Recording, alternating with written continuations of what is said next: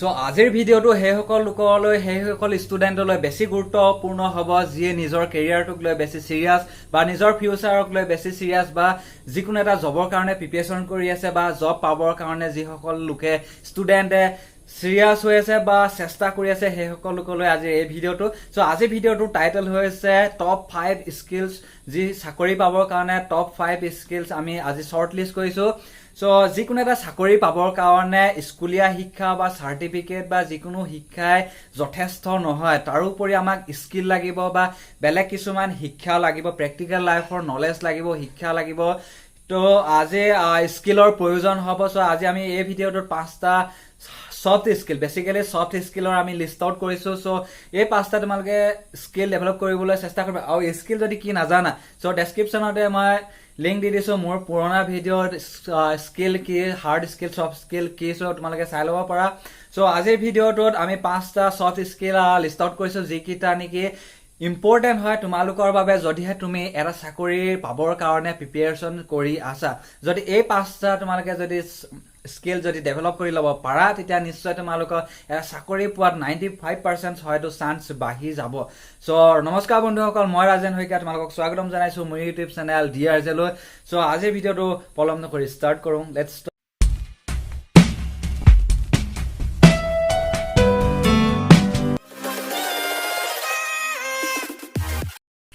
So তোমালোকে গম পালা যে এটা চাকৰি পাবৰ কাৰণে স্কিলৰ প্ৰয়োজন। সো স্কিল কি সেইটো গম পালা, আৰু হাৰ্ড স্কিল সফট স্কিল কি সেইটো গম পালা। সো এটা চাকৰিৰ কাৰণে এটা যদি হাৰ্ড স্কিল জানা সেইটো যথেষ্ট হৈ যাব, কিন্তু সফট স্কিল এটা জানিলে নহ'ব, বহুতকেইটা জানিব লাগিব। সো আজি আমি টপ 5 আমি লিষ্ট আউট কৰিছো স্কিলৰ। সো ভিডিঅ'টো চাবা। সো আমি তলৰ ফালৰ পৰা আমি ষ্টাৰ্ট কৰিছো। সো নাম্বাৰ 5ত আছে আমাৰ আজি লিষ্টৰ নাম্বাৰ 5ত আছে চেলছ। সো চেলছ মানে হৈছে বিক্ৰী কৰা। চেলছ এটা স্কিল হয়। চেলছ মানে এনেকুৱাটো চেলছৰ কথা মই কোৱা নাই যে দোকানত গৈ তুমি দোকানত থাকি এজ এ চেলছমেন হৈ তুমি কিবা এটা বেচা বা নেটৱৰ্ক মাৰ্কেটিঙত তুমি গৈ পেলাই কিবা এটা বস্তু বেচা, সেইটো চেলৰ কথা মই কোৱা নাই। যেতিয়া তুমি জবৰ ইণ্টাৰভিউ দিবলৈ যাবা, সো জবৰ ইণ্টাৰভিউ দিবলৈ যোৱা মানে কি তুমি নিজকে সেই কোম্পানীটো বা সেই জব পষ্টটোৰ কাৰণে তুমি নিজকে বেচিছা। সো চেলছ কেনেকে কৰে, যিকোনো এটা বস্তু তুমি বেলেগক বেচা কেনেকে, যদি ধৰি লোৱা তোমাক কিবা এটা বস্তু মই বেচিবলৈ দিওঁ, তুমি সেই বস্তুটো বেলেগ এজনৰ ওচৰত কেনেকে প্ৰেজেণ্ট কৰি পেলাই তুমি বস্তুটো দেখাবা যে এই বস্তুটো এনেকুৱা এনেকুৱা আপোনাৰ কাৰণে ভাল হ'ব, আপোনাৰ বেনিফিট হ'ব। সো তেতিয়াহে সেই কাষ্টমাৰজন তোমাৰ কনভিন্স হ'ব। সো যিকোনো এটা বস্তু তুমি যেতিয়া বেচিবলৈ ট্ৰাই কৰিবা, চেলছ কৰিবলৈ চেষ্টা কৰিবা, সো নিজকে তেনেকে যিকোনো এটা পোষ্টৰ কাৰণে তুমি নিজকে প্ৰেজেণ্ট কৰিব পাৰিব লাগিব, চেলছ কৰিব পাৰিব লাগিব। সেই পোষ্টটোৰ কাৰণে তুমি নিজকে চেল কৰিব লাগিব। সো নাম্বাৰ 5ত আছে আজি চেলছ। সো চেল স্কিলটো বহুত ইম্পৰ্টেণ্ট হয়, তোমালোকে এইটো ডেভেলপ কৰিবই লাগিব। সকলো ব্যক্তিয়ে চেলছ জনাটো উচিত। সো নাম্বাৰ 4ত আমাৰ আছে আজি লিচেনিং স্কিল। সো লিচেনিং এটা স্কিল হয়, এটা ধৈৰ্য শক্তিৰে শুনাটো এটা স্কিল।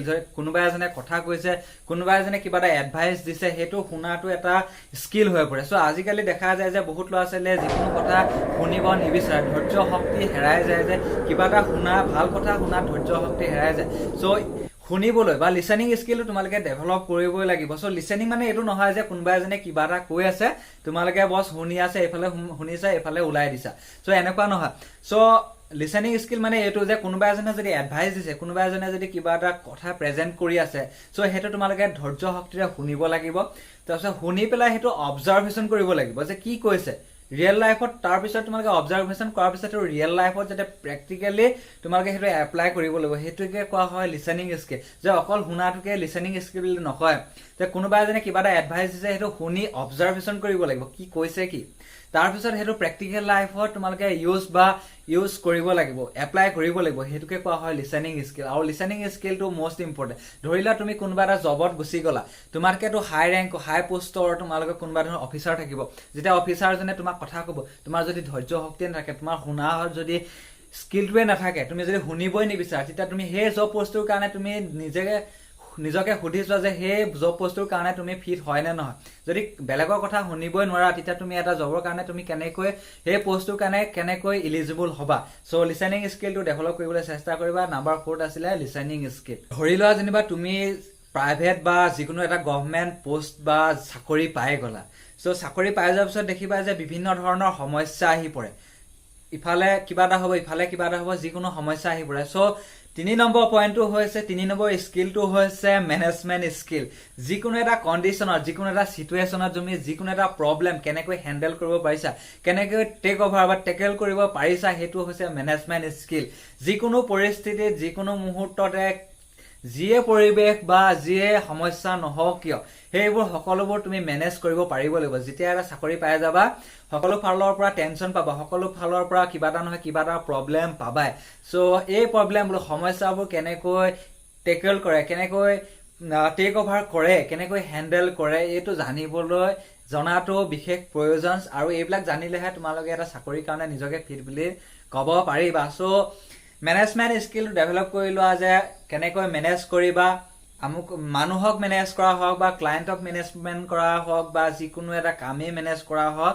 সো মেনেজমেণ্ট স্কিলটো বহুত ইম্পৰ্টেণ্ট স্কিল হয় চাকৰি ক্ষেত্ৰতে বুলি কোৱা নাই যদি মেনেজমেণ্ট স্কিলটো থাকে যিকোনো সামাজিক কামেই হওক বা যিকোনো কামতে তোমালোকে সেই স্কিলটো তোমালোকে ইউজ কৰিব পাৰিবা তুমি এটা চাকৰি পায়ে গ'লা প্ৰমোশনৰ কথা আহি পৰে সো প্ৰমোশন কোনজন ব্যক্তিয়ে প্ৰমোশন পায় যিজন ব্যক্তিয়ে নেকি হেণ্ডেল কৰিব পাৰিব যিজন ব্যক্তিয়ে নেকি মেনেজ কৰিব পাৰিব যিজন ব্যক্তিয়ে নেকি ৰেছপন্সিবিলিটি ল'ব পাৰিব সো সেইজন ব্যক্তিকে প্ৰমোশন দিয়া হয় আৰু প্ৰমোশন দিবৰ কাৰণে এটা স্কিলৰ প্ৰয়োজন সো আজিৰ ভিডিঅ'টোৰ ছেকেণ্ড নম্বৰত থকা মষ্ট ইম্পৰ্টেণ্ট স্কিলটো হৈছে লিডাৰশ্বিপ স্কিলছ সো লিডাৰশ্বিপ স্কিলটো তোমাৰ থাকিব লাগিব লিডাৰশ্বিপ মানে কি আন 10জন ব্যক্তিৰ হতুৱাই তুমি কাম কৰিব পাৰিবই লাগিব আন 10জন ব্যক্তিৰ তুমি ৰেছপন্সিবিলিটি ল'ব পাৰিব লাগিব আন 10জন ব্যক্তিৰ তুমি ইনিচিয়েটিভ কৰিব পাৰিব লাগিব কামৰ আৰম্ভণি তুমি কৰিব পাৰিব লাগিব আন 10জনক তুমি লিডাৰ হিচাপে কন্ট্ৰোল কৰিব লাগিব মেনেজ কৰিব পাৰিব লাগিব আন 10জনক তুমি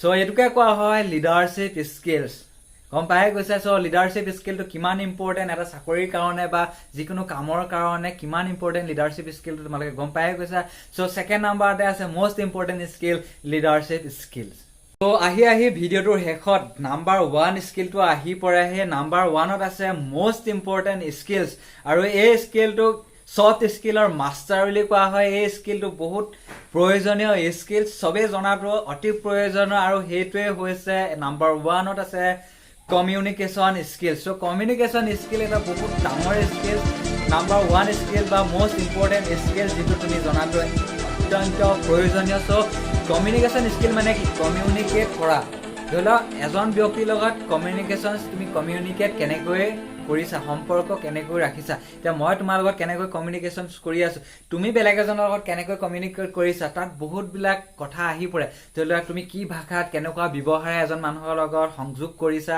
কমিউনিকেট কৰিছা মই তোমাৰ লগত কেনেকৈ কৰিছো কি বডি লেংগুৱেজ কেনেকুৱা ভয়েস টোন কেনেকুৱা ভালকৈ কৈছো নে বেয়াকৈ কৈছো সো কমিউনিকেট সো কমিউনিকেশ্যন স্কিলটো মষ্ট ইম্পৰ্টেণ্ট স্কিল হয় মাষ্টাৰ অফ দ্য স্কিল বুলি কোৱা হয় সব স্কিলৰ মাষ্টাৰ হয় 1 নম্বৰ স্কিল আৰু কমিউনিকেশ্যন স্কিলটো ডেভেলপ কৰাটো সকলোৰে প্ৰয়োজনীয় কমিউনিকেশ্যন স্কিলটো এটা বহুত ডাঙৰ স্কিল বহুত ইয়াৰ ভিতৰত আহি পৰে বডি লেংগুৱেজ আহি পৰিব ভয়েস টোন আহি পৰিব আই কণ্টেক্ট আহি পৰিব ভাৰ্বেল নন ভাৰ্বেল বহুত আহি পৰিব সো কমিউনিকেশ্যনৰ ওপৰত এটা ডিটেইল ভিডিঅ' বনোৱা হ'ব সো গম পালাত নাম্বাৰ 5টা স্কিল আহিলে নাম্বাৰ 1ত আছে কমিউনিকেশ্যন স্কিল সো নাম্বাৰ 2ত আছে লিডাৰশ্বিপ স্কিল 3 নম্বৰত আছে মেনেজমেণ্ট স্কিল 4 নম্বৰত আছে লিসনিং স্কিল 5 নম্বৰত আছে সেলস স্কিল যদি এইকেইটা 5টা স্কিলছ তোমালোকে যদি নিজকে ডেভেলপ কৰি ল'ব পাৰা নিজৰ ভিতৰতে বা নিজে কেনেকৈ ডেভেলপ কৰা তোমালোকৰ কথা হেতু সো 5টা স্কিল যদি তোমালোকে ডেভেলপ কৰি ল'ব পাৰা তেতিয়া তুমি যিটো জবৰ কাৰণে এতিয়াৰ পৰা প্ৰিপাৰেচন কৰি আছা